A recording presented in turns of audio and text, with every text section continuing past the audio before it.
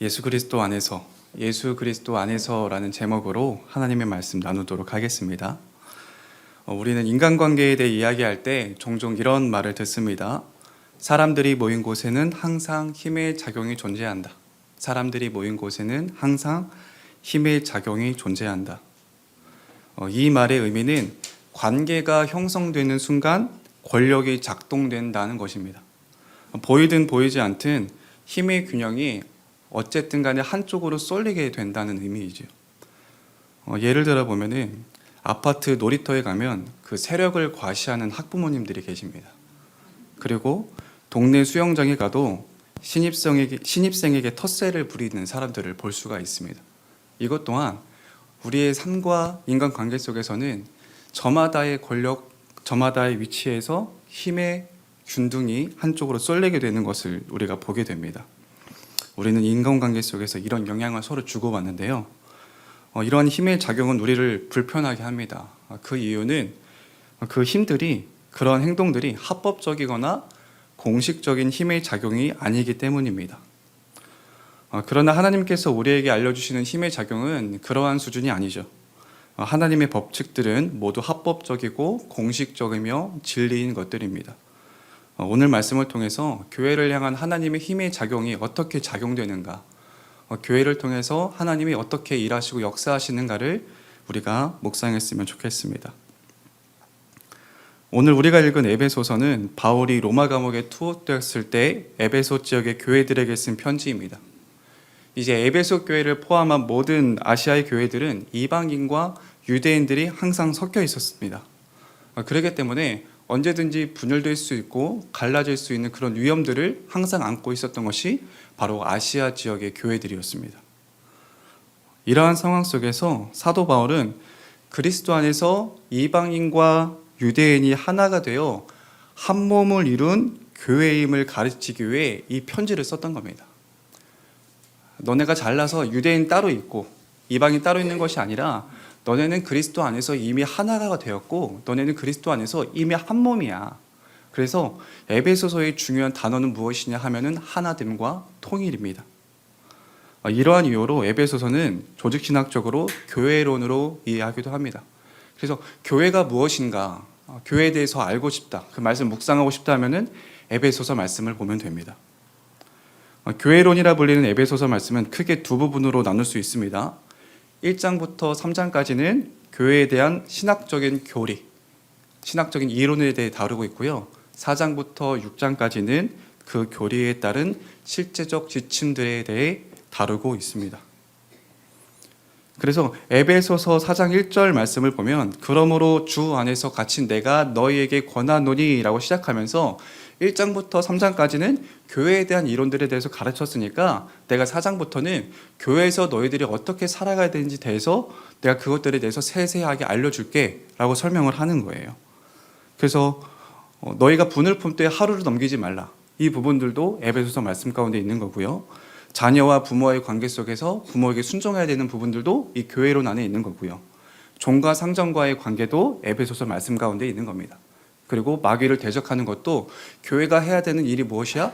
마귀를 대적하고 빛의 자녀로 살아가는 것이 바로 에베소서에 나와 있는 교회론에 대한 설명입니다.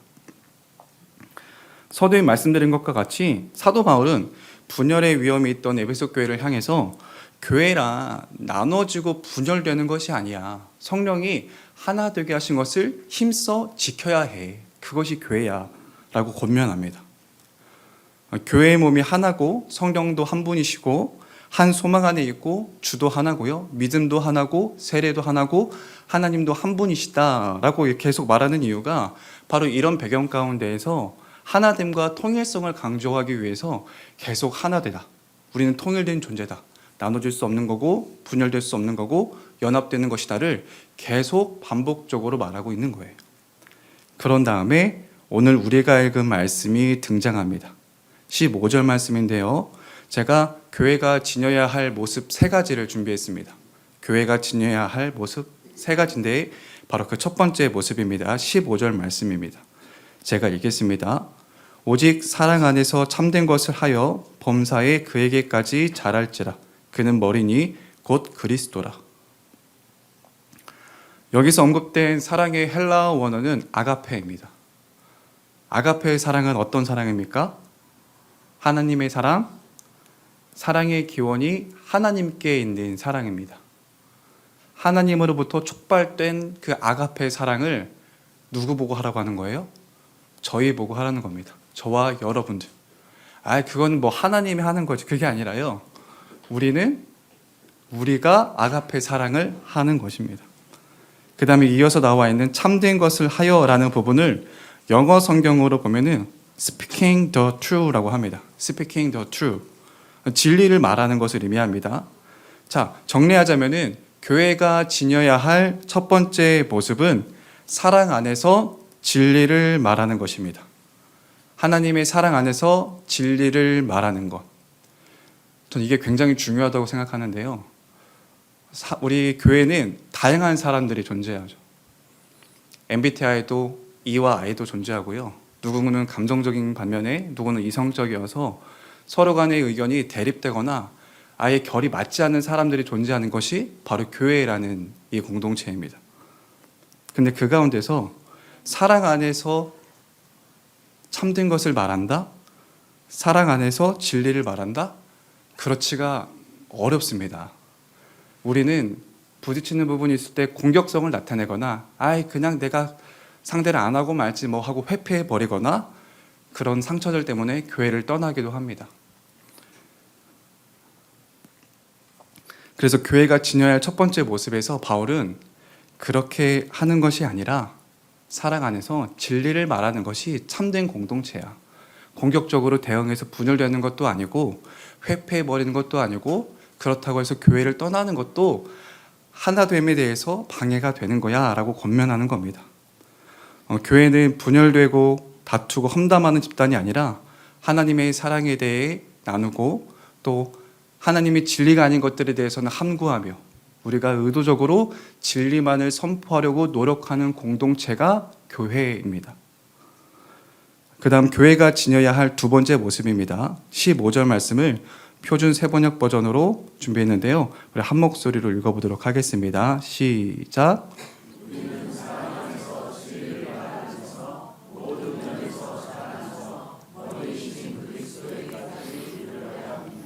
아멘.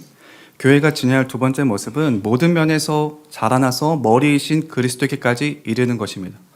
모든 면에서 자라나서 그리스도께까지 이르는 것. 이것이 무슨 의미입니까? 전인격적으로 예수 그리스도처럼 되라는 초청입니다.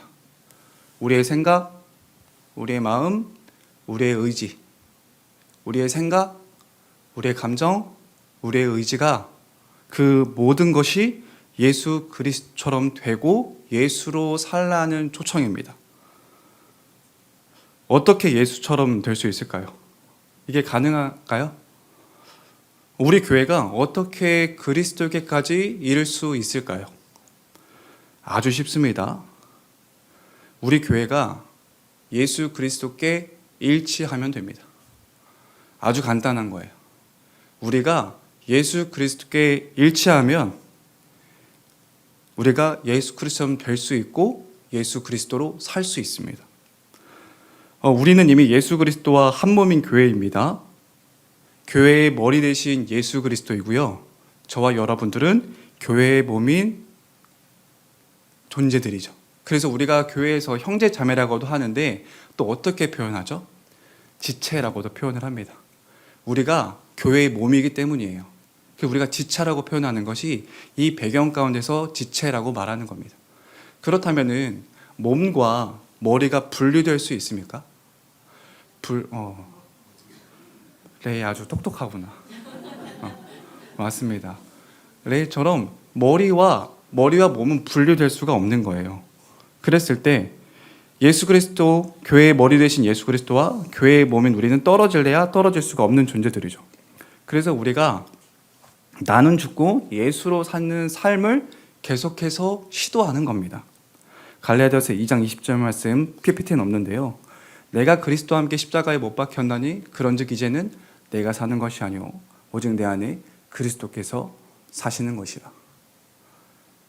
우리가 죽어져야 예수께 일치할 수 있는 거예요. 우리가 교회에서 내가 자아 실현을 하는 게 아니라요, 교회에 오면은 자아의 죽음을 경험하는 곳이 교회입니다. 교회에 오면은 모든 개개인들에게 사망의 선고가 노래해지는 거예요. 그래서 바울이 또 이런 고백을 합니다.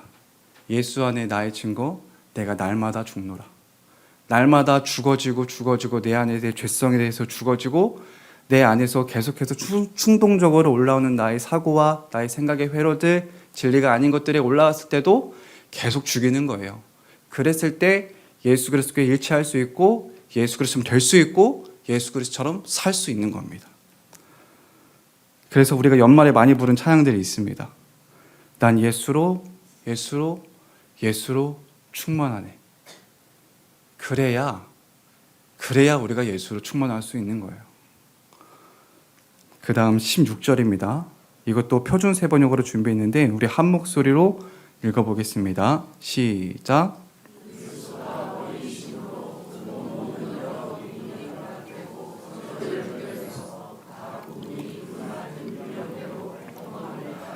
각 마디로 영양을 공급받고 그 몸을 자라게 하여 사랑 안에서 스스로를 세우게 합니다. 교회를 지녀야 할 세 번째 모습입니다. 예수 그리스도의 권위를 인정하고 그 권위 아래에 거하는 것입니다. 우리가 권위에 대한 이야기를 들을 때 권위에 대한 거절의식이나 어떤 반발심 같은 것들이 우리 마음속 깊은 곳에서는 어느 정도씩은 다 자리 잡고 있는 부분이 있을 것 같습니다. 왜 그럴까요? 우리가 권위자로부터 보호를 받지 못했거나 거절감을 경험했기 때문입니다. 권위자에 대한 어떤 상처가 있는 것이죠. 우리의 부모님이라든가 직장 상사라든가 교회 선생님, 어렸을 때 교회 목사님께 그런 어떤 보호자나 권위자에게 받은 상처와 거절감으로 인해서 권위에 대해 오해하게 되고 권위에 대한 왜곡된 시선을 가지게 합니다.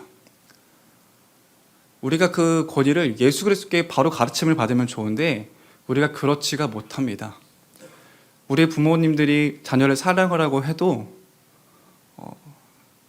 부모는 자녀에게 못해준 것만 기억하지만 자녀는 다르죠.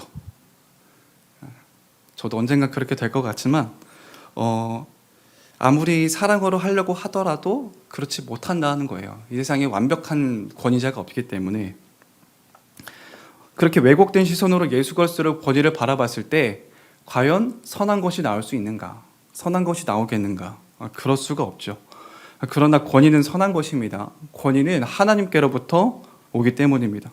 모든 권위는 다 하나님께서 정하신 것이고 그것을 거스르는 것은 하나님의 명령을 거스르는 것이다 라고 로마서 13장 1절 말씀에 기록되어 있습니다. 그래서 우리가 권위에 대해서 다시 한번 재정립되어야 되는 것이 권위적인 태도가 나쁜 거고 권위주의가 나쁜 거지 권위는 나쁜 게 아닙니다. 권위는 선한 것입니다. 그래서 하나님의 시선으로 권위를 재해석하는 과정들이 저와 여러분 모두에게 필요합니다. 하나님께서 우리에게 권위를 주신 이유는 무엇일까요? 이 권위라는 것들에 대해서 그 질서를 우리에게 주신 이유는 무엇일까요? 하나님께서 우리에게 권위를 주신 이유는 하나님께서 우리를 사랑하시기 때문에 권위를 주신 것입니다. 예를 한번 들어보겠습니다. 이제 막 아기를 출산한 부모를 생각해 봅시다. 이 아기의 권위자는 누구입니까? 바로 부모입니다. 그 중에서도 아빠가 가장이죠. 이 아기의 아빠가 이제 막 태어난 아기가 앞에 있어요. 이 아기의 아빠는 가정의 권위자로서 이 아기에게 어떤 행동을 할까요? 권위자이니까 이 100일도 안 된 갓난아기 앞에 서서 군림하려 할까요? 그렇지 않습니다. 이 아기를 보호합니다. 이 아이를 자라게 해요. 권위는 그런 겁니다. 우리가 권위 아래 거한다는 것은 그 권위 안에서 보호를 받는 거고 자라갈 수 있는 토대가 되는 것입니다. 이 아기의 아빠는 바이러스나 세균이 감염되지 않도록 위험 요소들을 차단하고 영양분을 충분히 섭취하고 있는지 두세 시간마다 깨어나서 확인을 하고요. 불편한 부분은 없는지 옆에 있어서 24시간 동안 눈을 떼지 않고 그 아기를 돌봅니다. 이것이 참된 권위의 모습입니다. 권위란 선한 것이고, 권위란 우리로 하여금 보호받게 하며, 권위란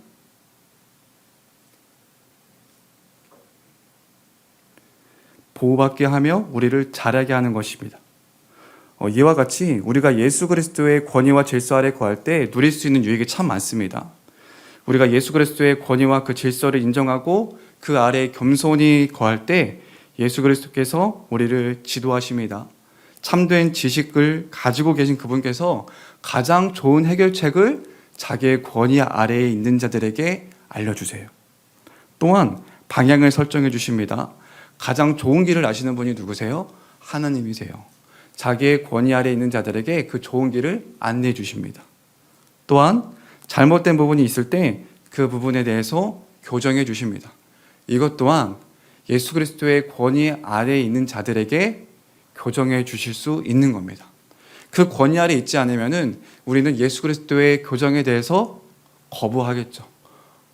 난 그렇게까지는 안 하겠습니다.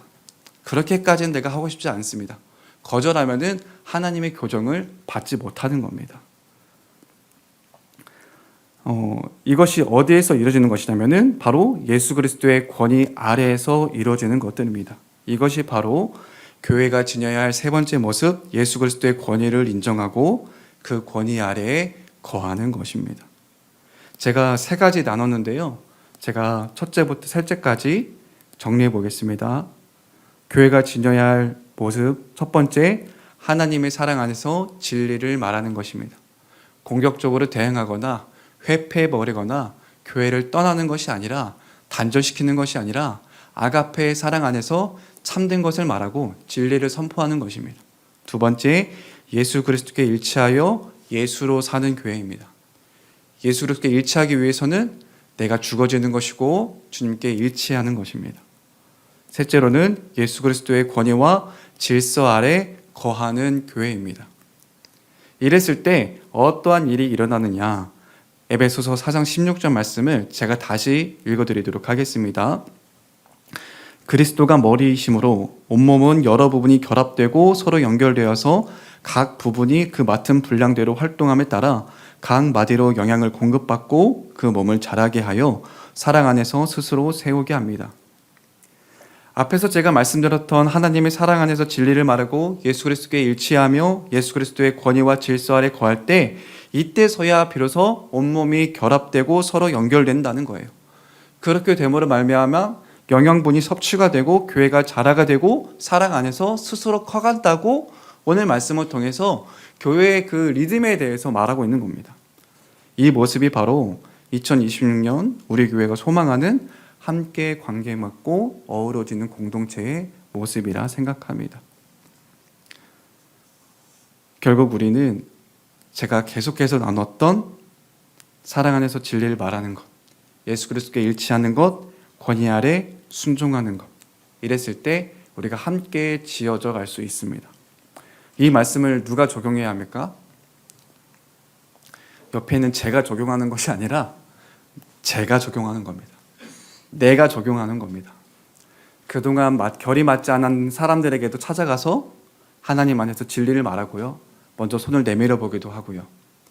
내 안에 그리스도께 일치하지 못한 부분이 있다면 우리가 한 공동체로서 그 역할들을 서로 감당해내며 하나님께 예수 그리스도께 일치하도록 하며 예수로 살기 위해 발버둥치며, 그리고 예수 그리스도의 권위와 질서 아래에서 순종함으로 우리가 함께 지어져가는 시즌이 오늘 이번 특별 새벽 기도를 통해서 하나님께서 우리 교회에 주신 말씀이라 생각합니다. 그래서 우리 이 시간들이 구별된 시간이지 않습니까? 이 시간들이 거룩한 시간이지 않습니까? 2026년 새해를 시작하는 일주일 동안 우리 교회를 바라보고 또 교회된 우리도 바라보면서 하나님의 말씀에 일치하는 저와 여러분 되기를 소망합니다.